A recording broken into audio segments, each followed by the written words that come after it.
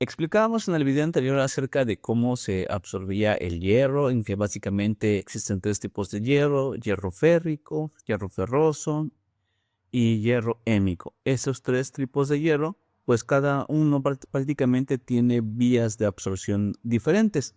Algunos de ellos tienen que pasar por procesos diferentes, otros entran directamente, etcétera. Entonces, básicamente nos quedamos que cuando el hierro es exportado por la ferroportina, pues necesita otra vez convertirse en hierro férrico para que se lo pueda transportar la transferrina.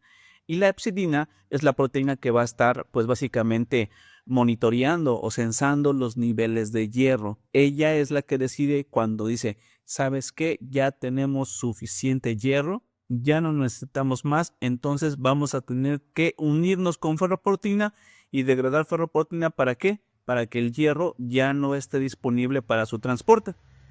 Es básicamente así como funcionan los mecanismos de la absorción del hierro. Ahora, una vez que hemos entendido acerca del mecanismo por el cual se está absorbiendo el hierro, pues ahora vamos a ver cómo funciona la epsidina. Acuérdense de algo muy claro. La epsidina es un equilibrio, es decir, si tenemos una sobrecarga de hierro, tenemos que tener mucha producción de epsidina. ¿Por qué? Porque la epsidina se va a unir con ferroportina y al unirse con ferroportina la degrada y entonces, por lo tanto, el hierro ya no está disponible para su transporte. ¿Por qué? Porque ya tenemos mucho hierro en el metabolismo y un exceso de hierro pues puede ocasionar daños en nuestro metabolismo. Entonces, por eso la naturaleza creó a la ferroportina y a la epsidina, que básicamente cuando se juntan las dos se destruyen y entonces ya no hay salida de hierro. Pero sin en cambio, cuando un paciente tiene anemia, pues tiene que ser todo lo contrario. La cantidad de epsidina tiene que disminuir. ¿Por qué? Porque necesitamos hierro para muchas funciones, entre la principal la eritropoyesis, para que tengamos eritrocitos sanos y fuertes, ¿ok? Entonces, en resumen, si tengo mucha sobrecarga de hierro, debo producir mucha epsidina. Si tengo anemia, debo tener la epsidina disminuida. Básicamente de eso se encarga la epsidina. La epsidina es producida por los hepatocitos. Es el regulador clave de la captación y liberación de hierro en los tejidos. La epsidina se regula por el aporte de hierro, las necesidades eritropoyéticas y el estado inflamatorio. Entonces, cuando hablamos de epsidina, hablamos de que está ubicada y localizada en los hepatocitos, en el hígado, y es la responsable, como habíamos dicho, del balance, de la homeostasis sistemática del hierro. Entonces, acuérdense, cuando piensen en epsidina, pues piensen en hígado. Para ser más específicos, piensen en los famosos hepatocitos.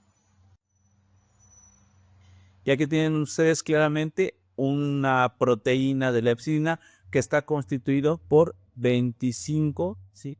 25 aminoácidos, ¿verdad? Es la proteína funcional. La epsidina pasa por una serie de procesos hasta llegar a su último nivel, que esta es la proteína funcional que está constituida por 25 aminoácidos. Vean, qué bonito quedó.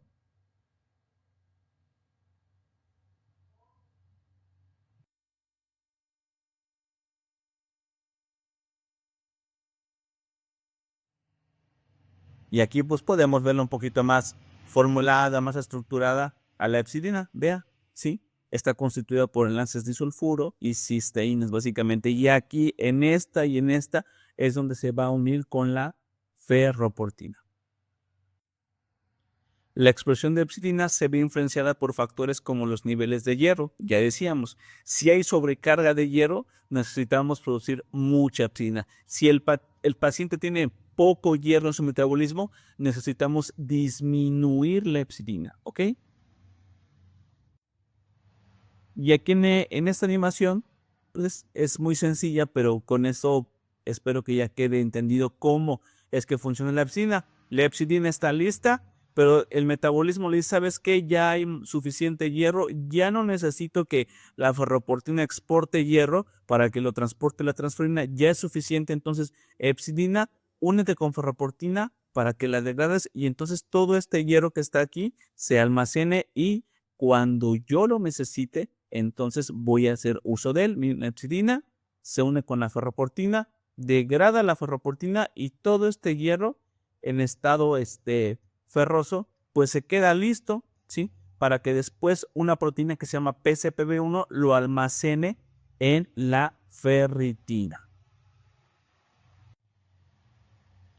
En este esquema, un poquito más elaborado, vemos que están los enterocitos, el hierro en estado ferroso y acá está aquí la ferroportina. ¿Qué es la ferroportina? Una proteína exportadora de hierro. Y vean cómo se va a abrir.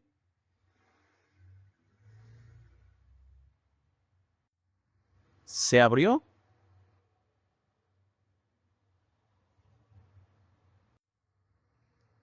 Y entonces lista para que se pueda exportar.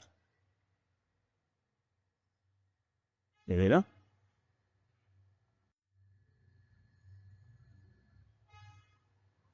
Y entonces ya dice la epsidina, ya suficiente hierro, entonces me uno contigo ferroportina, te voy a degradar y entonces por lo tanto ya no vas a poder exportar más hierro.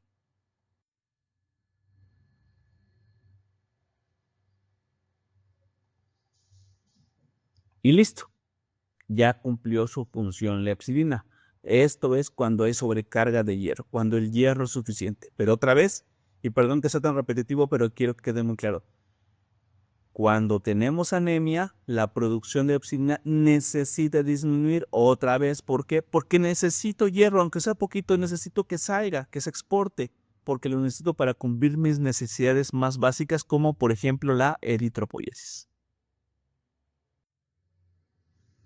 En este esquema podemos ver a la ferroportina, el hierro en estado ferroso, el hierro en estado férrico, las proteínas que son responsables de oxidar el hierro en estado ferroso, en estado férrico, para que lo transporte la transferrina.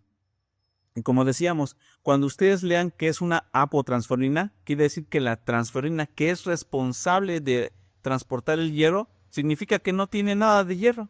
Acuérdense que a la transferrina solo le caben 2 moléculas de hierro, solamente 2, ¿ok? Pero cuando lean transferrina monoférrica, quiere decir que de los 2 lugares, uno está ocupado, solamente hay una molécula de hierro. Y cuando lean transferrina diférrica, quiere decir que la transferrina va llena. ¿Por qué? Porque solamente le caben 2 moléculas de hierro. Y la epsidina, como siempre, vigilando al pendiente de que esa cantidad de hierro pues sea suficiente para nuestro metabolismo y por lo tanto pues no llegue a ser tóxico. La ferroportina. Y bueno, en este esquema podemos explicar de manera un poquito más clara cómo funciona la producción de epsidina. Aquí básicamente están ustedes viendo las células endoteliales sinusoidales del hígado, también conocidas como LSEX. Así la va usted a leer en un artículo científico, ¿sí? Que cuando dice, cuando hay mucho hierro, ¿ya? Estas células endoteliales segregan unas proteínas que se llaman BMP6 y BMP2.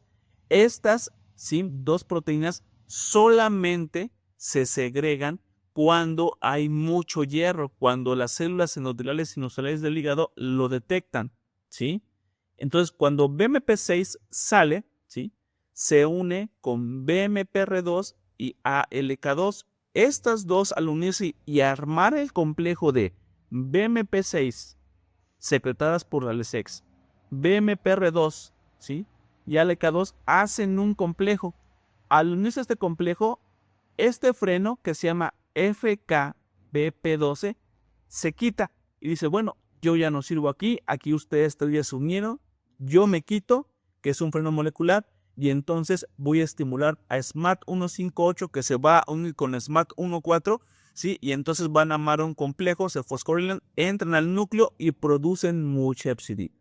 Lo mismo con BMP2, que es una prima hermana de la BMP6. Entonces, cuando BMP2, que es una proteína que se segrega solamente cuando hay mucho hierro, se une prácticamente con esos receptores muy parecidos con BMPR1 y ALK3. Cuando se unen, junto con la hemojuvelina, potencializa la producción de epsidina estimulando a SMAD158, estimulando SMAD4, se unen para formar este complejo, se fosforilan y entran al núcleo y producen epsidina. Pero vea aquí que la función de la proteína HFE, cuando está unido con el receptor de transferrina 1, ¿sí?, lo que hace básicamente es que no hay tanta producción de epsidina. Pero cuando hay mucha cantidad de hierro, HFE se une con el receptor de transferrina 2, arman este complejo y entonces estimulan y potencializan la producción de epsidina, ¿sí? ¿Quiénes potencializan la producción de epsidina? La hemojuvelina y la unión de HFE y el receptor de la transferrina 2. Cuando el HFE está unido al receptor de transferrina 1, no hay producción de epsidina. Pero cuando se une con el receptor de transferrina 2, sí hay epsidina. HFE más receptor de transferrina 1, apagado. HFE más receptor de transferrina 2, encendido. ¿Ok? Esto es como funciona de manera normal para que se produzca la epsidina o en su defecto para que no se produzca. En resumen, ¿sale? Mucha atención. Células endoteliales del hígado. Cuando hay un exceso de hierro, se producen las proteínas como BMP6 y BMP2 que arman un complejo ¿para qué? Para que se produzca epsidina. Solamente si cuando está unido hemojuvelina con estas dos es como potencializan la producción de epsidina, pero también cuando HFE está unido con el receptor de transferrina 2 también potencializa la producción de epsidina. Pero cuando está unido con el receptor de transferrina 1, no. Al contrario, hay poca producción de epsidina, ¿sale? Básicamente estos cuates son unos sensores del hierro para que se pueda producir epsidina. Y el que frena la producción de epsidina es una proteína que se llama FKBP12.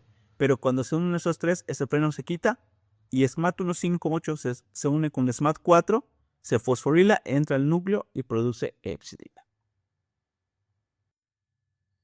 Sin en cambio, fíjense, cuando hay deficiencia de hierro, acuérdense, decíamos que cuando hay deficiencia de hierro, ¿qué necesitamos? Que se produzca o que no se produzca epsidina.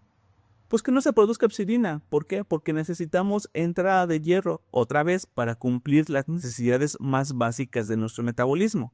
¿Ok? Y aquí pasa algo muy curioso. Hay una proteína que se llama matriptasa 2 que lo que hace es cortar a la hemojuvelina, ¿sí? Y cuando corta hemojuvelina, no potencializa la producción de epsidina y entonces la producción de epsidina se ve disminuida. Obviamente, si no hay suficiente cantidad de hierro, hay poca producción de BMP6, hay poca producción de BMP2 y por lo tanto no va a haber o va a haber muy poquita cantidad de epsidina, ¿sí? Y como hay poco hierro, pues HFE no se separa del receptor de transferrina 1 y por lo tanto no se potencializa la producción de epsidina. ¿Por qué? Porque como hay deficiencia de hierro, necesitamos que se produzca poca epsidina para que sobreviva la ferroportina y haya más entrada de hierro. Matriptasa se une con hemojuvelina, se destruye y no se potencializa la producción de epsidina.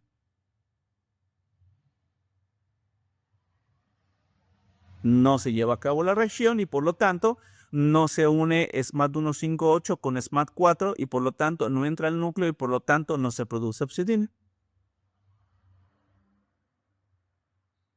¿Eran?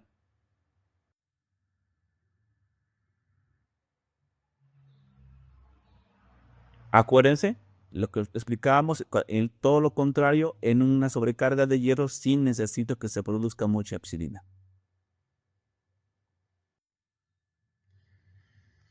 Pero, por ejemplo, cuando un paciente es transfundido, ¿sí? Obviamente hay una estimulación de la eritropoyesis. Estos eritroblastos producen una proteína que se llama eritroferrona.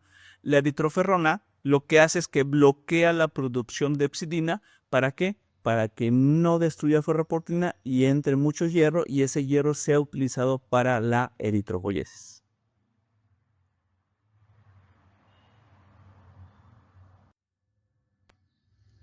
Y, por ejemplo, en procesos inflamatorios o en procesos infecciosos se produce una interleucina, entre muchas, ¿verdad? Pero la principal, la interleucina 6. Cuando el macrófago detecta lipopolisacáridos de bacterias gram negativas a través de su receptor TLR4, produce interleucina 6.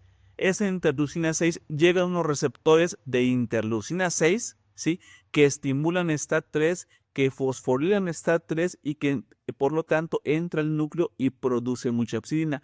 Por eso, en un proceso infeccioso o en un proceso inflamatorio se produce interleucina 6, que al unirse con el receptor de interleucina 6 se estimulan STAT3, se fosforilan y se produce mucha hepcidina.